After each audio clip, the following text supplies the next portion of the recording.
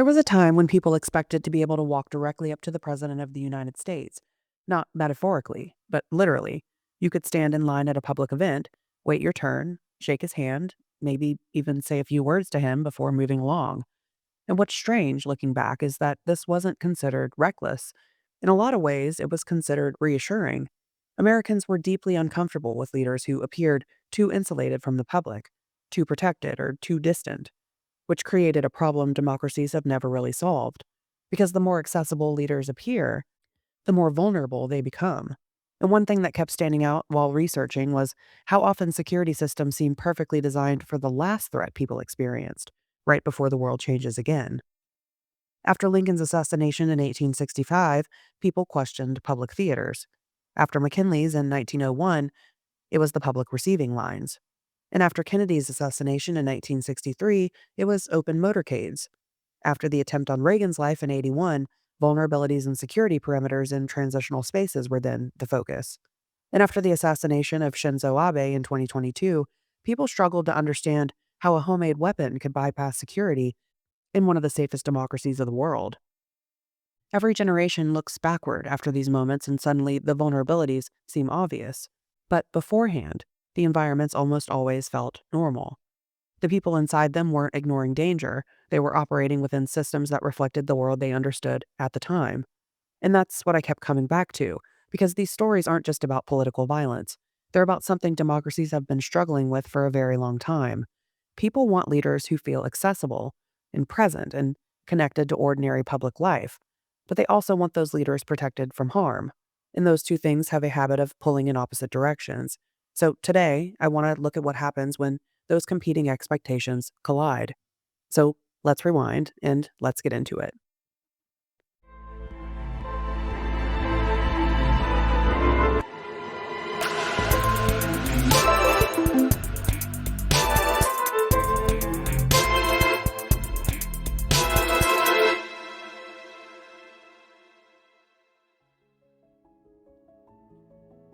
By the time President William McKinley arrived in the Pan American Exposition in Buffalo, New York in September of 1901, the United States was trying very hard to present itself as modern. The exposition itself was enormous. More than 8 million people would eventually attend over the course of the fair. The grounds were filled with elaborate buildings covered in electric lights, massive fountains, mechanical exhibits, music, moving walkways, new inventions. Newspapers described the entire thing as almost like a glimpse into the future. And honestly, it's difficult to overstate how exciting electricity still felt to people at that point. At night, the buildings glowed. Crowds gathered just to look at the lights. There's something oddly emotional about early modernization moments when people still experience technology with visible awe. You can feel it in old photographs from the exposition. Everyone is dressed formally. Men in hats, women carrying parasols, families wandering through exhibits trying to see the newest machinery and scientific demonstrations. The atmosphere felt optimistic. America entering a new century. And McKinley fit naturally into that environment. He wasn't a particularly flashy president historically, at least not in the way Theodore Roosevelt would later become, but by most accounts, he understood the importance of public presence. Political leaders during this era were expected to appear physically available to ordinary citizens. Public receptions weren't unusual. They were part of political culture. People wanted to see the president up close. And at the time, excessive security could actually create a political discomfort.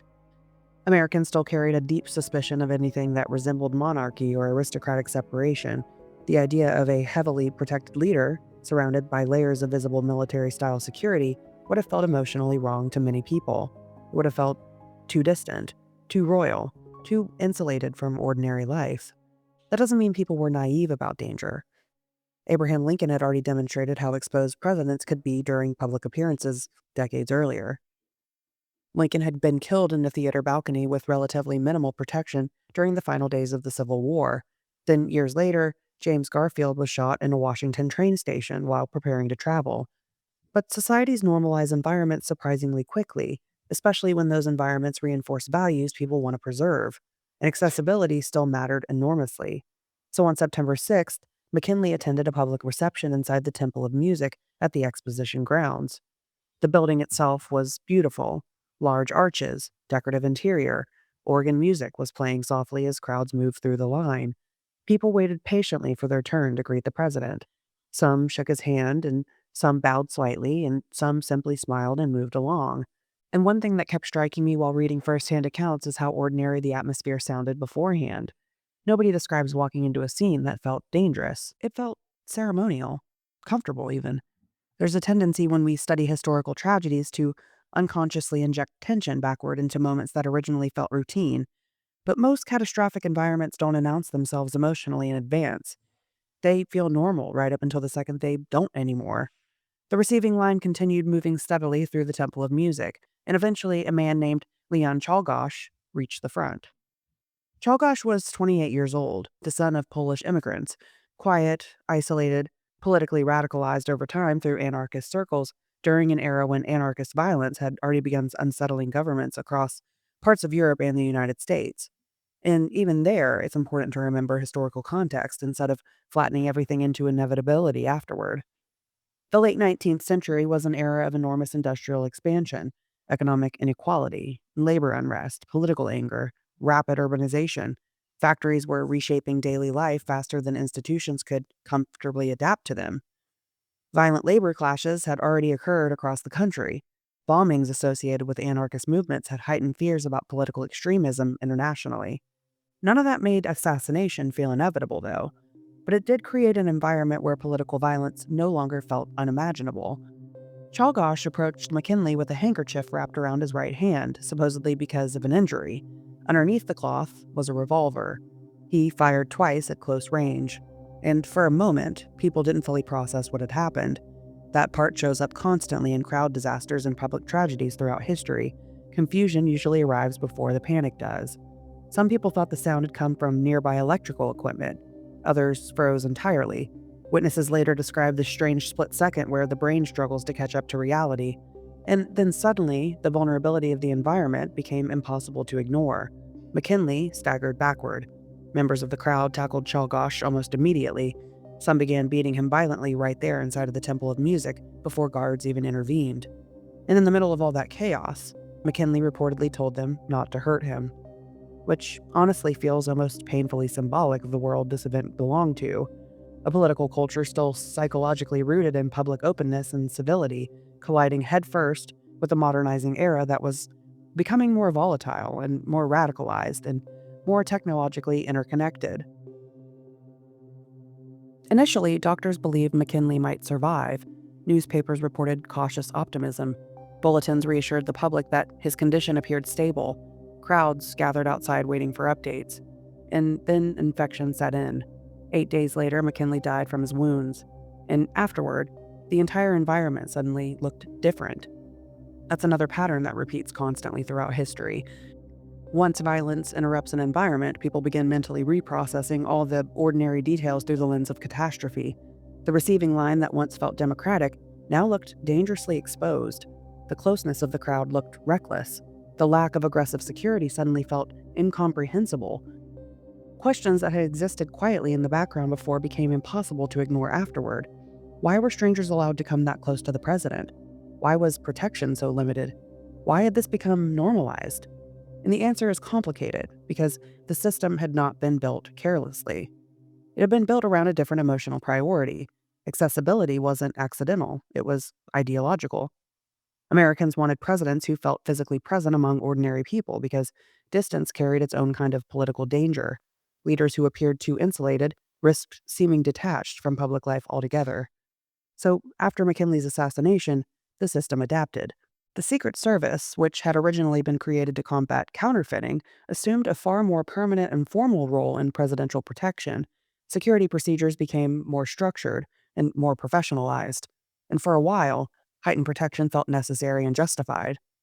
But one thing history demonstrates over and over again is that societies rarely remain psychologically fixed in post catastrophe mode forever. Eventually, people begin wanting openness again. They want warmth and visibility and spontaneity and connection. Even now, modern politicians still stage environments designed to simulate accessibility. There's rope lines and diners and town halls and walking the crowds. Carefully managed moments that still attempt to preserve the feeling of public closeness, because democracies remain uncomfortable with leaders who feel completely unreachable. And that tension never fully disappears. How protected should leaders be before they stop feeling human? At what point does security begin undermining the exact trust it's trying to preserve? Those questions were already emerging after McKinley's assassination, even if people didn't fully recognize them yet in those exact terms. And at the beginning of the 20th century, another transformation was already beginning quietly in the background: mass media. Because once political figures stopped being merely public officials and started becoming constant emotional presences inside people's homes, the stakes of visibility changed completely. By the middle of the 20th century, political visibility meant something very different than it had during McKinley's era. Presidents were no longer just public figures people occasionally saw during speeches or newspaper coverage. Radio had already transformed political communication once by allowing leaders to enter people's homes as voices. Then television changed the relationship again. Now presidents could become emotionally familiar. People recognized their expressions and their gestures, their families even, and their mannerisms. Politics became more visual, more personality driven, more immediate. And with that shift came new expectations around public presence. A leader who appeared hidden or overly insulated could begin feeling cold or distant or overly managed. Especially in the television era, visibility itself became part of the political legitimacy. And few presidents embodied that transition more completely than John F. Kennedy. Looking back now, it's almost impossible to separate Kennedy from the mythology that formed after his death. The photographs and the speeches and the youthfulness, the image of Camelot that became attached to his presidency afterward. But before Dallas, part of Kennedy's political appeal genuinely came from how physically energetic and publicly visible he appeared. He projected vitality during a period when television increasingly rewarded charisma and image alongside policy. And in 1963, presidential motorcades still reflected assumptions inherited from an earlier era. Security certainly existed. The Secret Service had evolved significantly since McKinley. Routes were planned, agents surrounded the president, and crowds were monitored. But the environment was still built around visibility first. People were supposed to see the president, right? That mattered politically, which is why on November 22nd, Kennedy traveled through Dallas in an open-top Lincoln Continental limousine. And again, hindsight creates this strange distortion where the entire scene now feels saturated with impending tragedy. But if you actually look at the footage beforehand, the atmosphere doesn't feel apocalyptic. It feels festive. There's crowds smiling and people waving and leaning forward to try to catch a glimpse of the motorcade. There's still a detail about historical footage before disasters that is always unsettling. Everyone inside the frame still believes they're participating in an ordinary day. The route through Dallas had even been published publicly in advance, which sounds unbelievable now that until you remember that the purpose of the motorcade was visibility and publicity and connection. The point was for people to know where the president would be. One thing I found interesting while reading about the Kennedy assassination is how many historians and former agents later described the Secret Service as existing in a difficult cultural position during this era. Agents were expected to protect the president aggressively while also avoiding the appearance of excessive interference. They couldn't completely wall off the president from the public because public accessibility itself remained politically valuable. That balancing act created constant tension. Too much distance could look fearful, but too much visible security could feel authoritarian or staged. Too much insulation undermined the image television politics increasingly demanded. And honestly, that tension never fully disappeared, it just evolved. As the motorcade moved through Dealey Plaza, the environment still looked controlled enough to most people present, which is another recurring pattern throughout this episode. Dangerous systems rarely feel dangerous in real time to the majority of people inside them. Then the shots rang out. And once again, the environment transformed instantly. Panic spread unevenly at first. Some people dropped to the ground and others ran toward the grassy knoll. The brain initially searches for ordinary explanations because ordinary explanations feel psychologically easier to process. But within hours, the country understood something irreversible had happened. And afterward, the vulnerabilities suddenly looked glaring. The open-top limousine, the elevated windows overlooking the route, the publicly announced motorcade path, the proximity to crowds and buildings, all of it began getting mentally reorganized through hindsight. How could the president have been so exposed? But again, the difficult thing historically is that the system wasn't irrational within its own environment. The openness wasn't an accidental oversight sitting outside the political culture of the time. It was deeply connected to it. And after Dallas, presidential security changed dramatically. Armored vehicles became the standard. Routes became more tightly controlled. threat assessment expanded and buildings overlooking appearances received greater security. The physical distance between presidents and the public widened significantly, and for a while, Americans accepted that shift because collective trauma temporarily changes what people tolerate from institutions. But over time, something interesting happened. The public still wanted authenticity. Even as security hardened, politicians remained under pressure to appear accessible and emotionally present. Campaigns still revolved around physical visibility. Crowds still mattered. Public interaction still very much mattered. And the expectations never disappeared. The environment just became more controlled. And then in 1981, another assassination attempt exposed vulnerabilities that still existed inside the post Kennedy security world.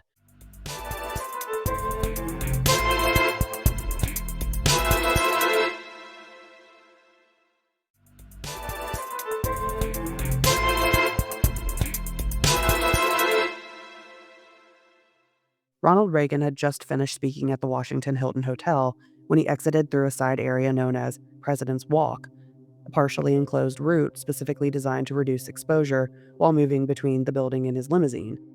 Which is important because it shows how much security thinking had already evolved after Kennedy. The system had adapted. Protection had become more layered and more structured, more anticipatory. But systems tend to adapt around known vulnerabilities, and new blind spots emerge constantly. As Reagan waved to reporters and onlookers, John Hinckley Jr. fired 6 shots in under 2 seconds. The attack unfolded incredibly fast. Secret Service agents reacted almost immediately, shoving Reagan into the limousine while chaos erupted around them. Press Secretary James Brady was critically wounded. Others nearby were hit as well. And one detail from this incident always stands out to me psychologically. Initially, many agents believed Reagan had not been struck directly at all. It wasn't until he began coughing up blood in the limousine that they realized a bullet had ricocheted and entered his chest. Even highly trained systems struggle during rapidly evolving moments because real-world crises rarely unfold with complete clarity. And afterward, another round of security reassessment began. There were new procedures and evaluations and understandings of perimeter exposure and transitional vulnerability, because every major attack reveals assumptions that previously felt sufficient. And one thing that becomes increasingly clear looking across these events is that security systems are always operating inside a moving environment. But technology changes, and media changes, and political expectations change. But public psychology changes too. Even after Dallas and after Reagan, Americans still wanted leaders who appeared confident enough to enter crowds. They still wanted candidates who felt emotionally available instead of sealed away from public life completely. And by the beginning of the 21st century, another shift was underway. The threat environment itself was becoming more decentralized, more improvised, and in some ways, more psychologically unpredictable than the systems built to contain it. By the time former Japanese Prime Minister Shinzo Abe was campaigning in the city of Nara in 2022, the security environment surrounding political leaders looked completely different than it had during the eras of McKinley or Kennedy. And in some ways, Japan represented almost the opposite end of the psychological spectrum from the United States.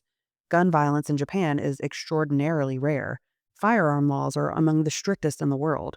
Political campaigning often still feels physically close and relatively informal compared to heavily securitized environments elsewhere, which is part of why the assassination felt so destabilizing afterward. Not simply because it happened, but because many people psychologically believe this kind of violence belonged somewhere else. There's a tendency human beings have when environments feel statistically safe for long enough. The absence of frequent catastrophe slowly reshapes what people emotionally prepare for. Risk begins feeling abstract, then distant, then almost culturally incompatible with the environment itself. And Japan had spent decades building a society where gun violence was so uncommon that many people no longer instinctively viewed public political appearances through the same threat framework Americans had become accustomed to after generations of assassinations and attempts. That doesn't mean there was no security. There absolutely was. But security systems are always shaped by the threats societies expect most. And expected threats create expected protocols. On the morning of July 8, 2022, former Prime Minister Shinzo Abe was campaigning near Yamato Sadiji Station in Nara. It wasn't a massive arena rally or a highly choreographed national event. It was the kind of campaign stop that happens in democracies all over the world. A politician standing outdoors, speaking through a microphone, trying to persuade voters a few days before an election. If you watch the footage beforehand, what stands out is how ordinary it feels. Cars are moving through nearby streets and commuters pass through the area. People are standing there listening quietly, and some appear to be focused on Abe. Others seem only partially engaged, the way people often are in public spaces where everyday life continues around a political event. Nothing about the scene suggests that it will soon become a defining moment in modern Japanese history. Abe had been speaking for several minutes when a 41-year-old man named Tetsuya Yamagami moved into position behind him. Yamagami wasn't carrying a commercially manufactured firearm. Japan's gun laws make obtaining one extraordinarily difficult. Instead, he had spent months constructing a weapon himself. If you've seen photographs of it, it barely resembles what most people picture when they hear the word gun. It was large and improvised and built from metal pipes attached to a wooden frame, the kind of object that doesn't immediately register as a familiar threat. As Abe continued speaking, Yamagami closed the distance. Then came the first blast. Several people turned toward the sound and they were confused. Some witnesses later said they initially thought it might have been a firecracker. Others looked around trying to understand what they had heard. Abe himself briefly turned in the direction of the noise. Then a second shot followed. This time, there was no confusion. Abe collapsed to the ground.